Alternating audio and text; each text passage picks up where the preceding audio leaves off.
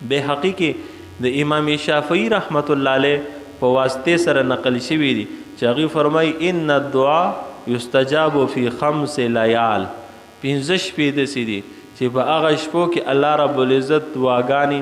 دا د امت مسلمه قبلی. فی لیلة الجمعه د جمعې مبارکې په شپه باندې اکابرو اسلاف به جمعې ته یوم الامنیات ویله، یعنی د تمناګانو ورځ چې په دې ورځ د انسان امیدونه پوره کیږي چې دا شپه به داخله شوه علما به خوشحاله شو چې که خیری بسوس به دعاګانې قبلیږي. نو د جمعې په شپه باندې دعا قبلیږي. ولیلة الاضحی د غټ اختر په شپه هم دعاګانې قبلیږي. ولیلة الفطر د وړوکي اختر په شپه باندې هم دعاګانې قبلیږي. و اول لیلة من رجب د رجب په لومبۍ شپه باندې هم دعاګانې قبلیږي. ولیلة النصف من شعبان او د شعبان دا کوم مبارکه شپه چې ده نو د 15مې په دې باندې هم دعاګانې د امت مسلمه دا قبلیږي. خاص د 15مې ورځې د روجې فضیلت د پیغمبر علیه السلام نه ثابت نه دی چې پیغمبر علیه السلام تاکید کړی چې په 15 شعبان باندې تاسو روجه نیسئ،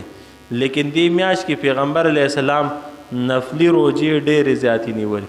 یو روایت کې دا تذکره شته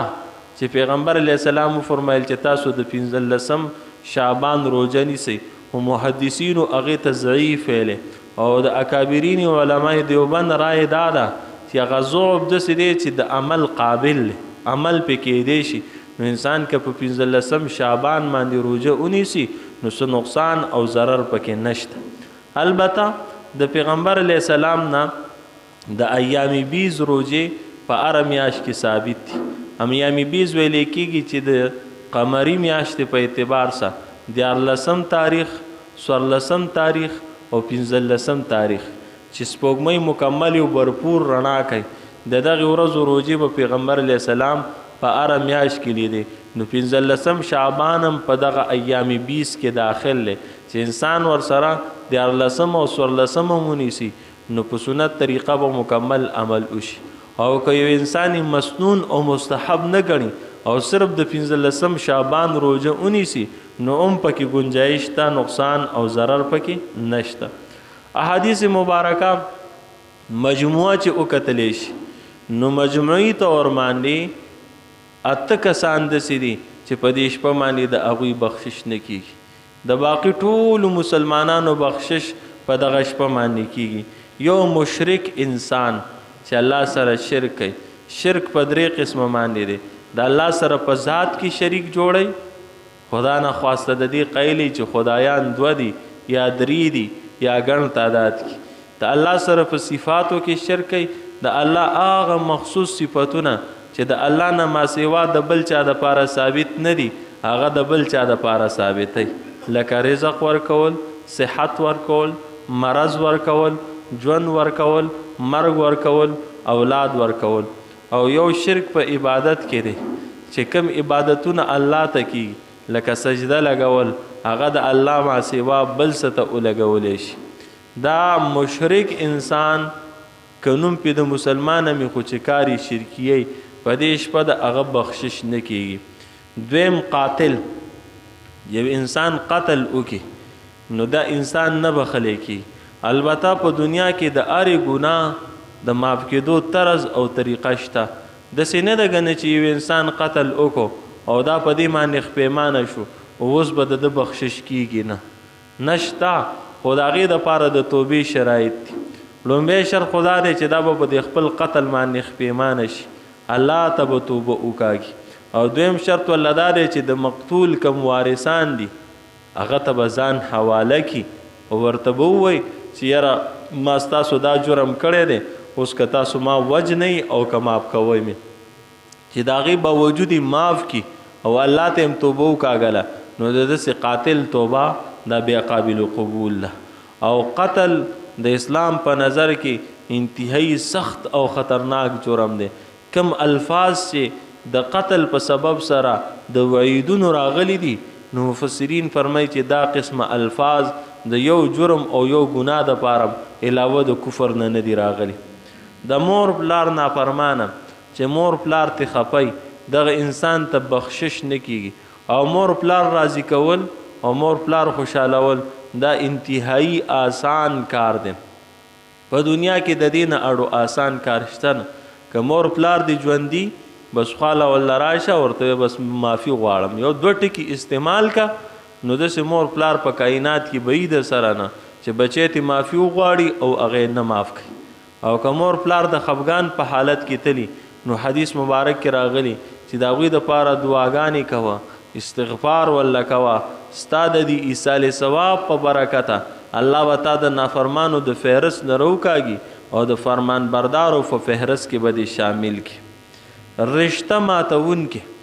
کم چې د انسانانو مابین کې رشته ده صله رحمي چې څه ته ویلی کېږي د هغې خیال ساتل که دغه رشتې څوک ماتې کړي د یو بل خیال نه ساتي رشتو کې تعلقات ختم کی خبرې اترې پرېږدي نو په دې شپه باندې چې په کروڑونو خلک معاف کیږي د بني بکر د قبیلې د ګډو چلو د ویښتو د وړۍ به قدر د انسان په هغه کسانو کې معاف کیږي نه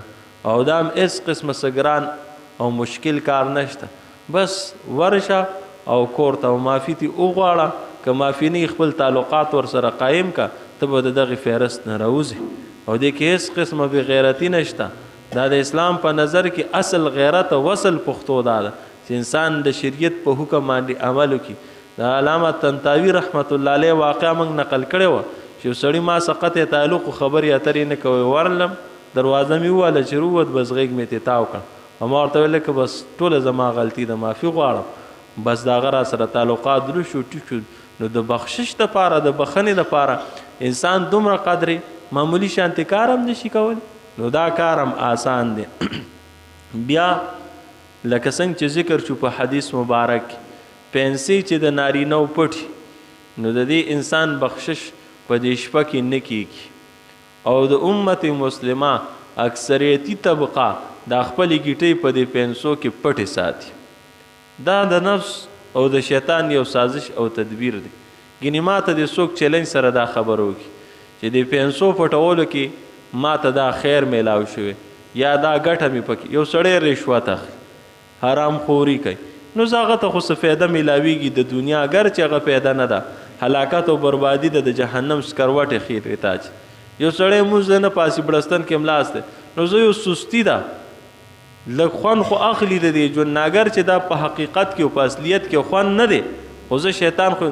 نو دا اوس کومه ګناه ده چې انسان پنسې ښکته کړي په دې کې چاته څه خوند میلاویږي څه آرام میلاویږي څه ګټه میلاویږي څه نفع میلاویږي هېڅ هم پکې نه او د انتهایی خطرناکه مسله پیغمبر علیه السلام فرمایي چې دغه ځایونه به د جهنم په اور کې سوځي او پیغمبر علیه السلام فرمایلي دقسې یو سړي دا ګیټۍ پټې کړې وه الله په ځمکه راکاږ ځمکه کې روان دی محدثین فرمایي قارون تی مراد دا د قارون عادت او د قارون طریقه وه او لکه څرنګې چې ذکر شو چې په دې کې تکبر شرط نه دی دارالعلوم دیوبند فتوا په دې باندې ده که انسان د تکبر نیت ساتي کنه دا کار د متکبرینو عادت دی نو په دې حیثیت سره دا به هر صورت قابل ترک او ناجایز دی نو دغه انسان بخشش نه کیږي نن نه موږ 100% د دې خبرې اهتمام شروع او دا پنسي چې کمی دي دا د کپړو د جوړولو په وخت کې د دې پیمایش داسې وکړو چې دا د ګیټۍ نه اړو د سره ښکته کېږي چې غټې جوړې کې بیا به کله ښکته کله برې داسې جوړې که چې اړو د سره ښکته کېږي نه نو په ډېرو زیاتو ګڼو احادیثو مبارکه کې په دې باندې ډېر سخت او خطرناک وعیدونه راغلي بدکاری او زنا دا کوونکې انسان هم په دې شپه باندې نه بخلی کی د دې درجات دي غټه درجه عمدغه ده چې انسانان څه ته بدکاري او زنا وایي خو پیغمبر علیه السلام د دې نورو شعبیم ذکر کړي چې سترګې هم زنا کوي غوږونه هم زنا کوي ژبه هم زنا کوي او هغې باندې د بېحیایي خبرې کول اورېدل دا د زنا دغه شعبې او حصې دي نو 100% د بدکارۍ او د زنا نه انسان ځان او بچ وساتي بیا کینور انسان بعض روایاتو کې د دې دپاره د بعض لفظ استعمال شوی څوک چا سره کینه ساتي او بعض ساتي کینه او بعض څه ته ویلی کېږي یو انسان د هغه غصه راوچته شي په یو کس باندې او د دې غصې اظهار ونه کړي دننه پټ وساتي نو دې ته کینه او بعض ویلی کېږي لګي ورته نه قار دی ورته خو څه ورته ویلی نشي پټه ځان سره دا خبره ساتلې زړه ورته نه صفا کوي دې ته کینه او بغض وایي دا ډېره زیاته خطرناکه ګناه ده امام غزالی رحمت الله علیه نقل کړي چې د دې کینې نه 5 غټ ګناهونه اته غټ ګناهونه جوړېږي یو انسان چې د چا سره کینه شروع کی نو د هغه سره حسد هم شي دا وایي چې یاره د ده سره څه دي بس چې دا د څه نه وی دا ما سره وی په حسد کې مبتلا شي او حسد د الله په تقسیم اعتراض دی چې الله کم تقسیم کړی دی نو گویا په هغه تقسیم باندې ته راضي او خوشحاله نه شماتت دې ته ویلی کېږي چې د مسلمان په غم سو خوشحالیږي شماتت الاعداء چې انسان وایي چې مکه او دقسې ښه دی په هغه غمونه راځي پریشانۍ او دا خوشحالیږي نو دا ګناه ده مسلمان خو به د مسلمان خیر خوای او بل د دې سره سره بیا سلام او د سلام جواب ورکول پرې او دام ناجیز او د ګناهکار دی د حقارت په نظر ته ورته ګوري دام غټه ګناه ده غیبت شروع کی دام غټه ګناه ده او بیا به څه اوقات دروغ ویلم ورپسې شروع کی دام خطرناکه ګناه ده فحشګویي ورپسې شروع کی دام غټه ګناه ده مسخرفن پیدا کی ټوکې او مذاق ورپسې کوي دام لویه ګناه ده درد او تکلیف ورته ورکوي دام لویه ګناه ده حقوق نه ادا کوي کوم چې د ده په ذمه د هغه حقوق هغه پرېږدي نو امام غزالی سے فرمایي چې د دې کینې نه اته غټ ګناهونه جوړېږي او دغه کیناور انسان داغه بخشش او مغفرت 15 شعبان باندې نه کیږي 15 شعبان شپه کمه ده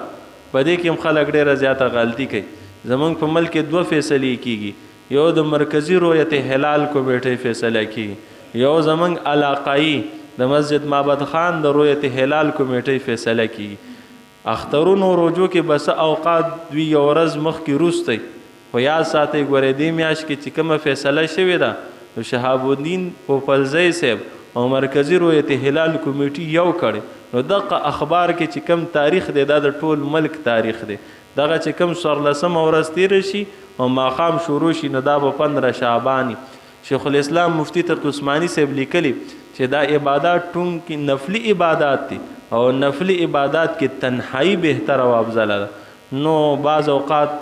په بعضو شهرونو کې پدې کې دسه اجتماعیت راشي خلک جماعتونو ته راشي اجتماعي عبادت شروع کی فرمایي دا درست او ټیک نه دی بزان لزان ل پټ پټ عبادت کوي بس اوقات وی سړی دا اعتراض کوي په دې معنی چې رځي ځان له عبادت کو لک ساتیو کو بیا استتنګ شو ستړي شو او چې کله منګه عبادت شروع کو او د خلکو په مخ کې نو ډیر عبادت کولې شو شیخ الاسلام مفتی تقی عثمانی سے فرمایي چې دا غلک عبادت چې د سنت طریقې مطابق دی دا ډیر افضل دی دا ډیر عبادت نه چې کوم د سنت طریقې مطابق نه دی او د ټولو نه اهم او ضروري خبره هغه دا ده چې دا ټول مهنت او کوشش د تقوا د پاره دی او تقوا داغه اصل رکن او بنیاد دا دی چې انسان ګناه پرېږدي ګناه که انسان کوي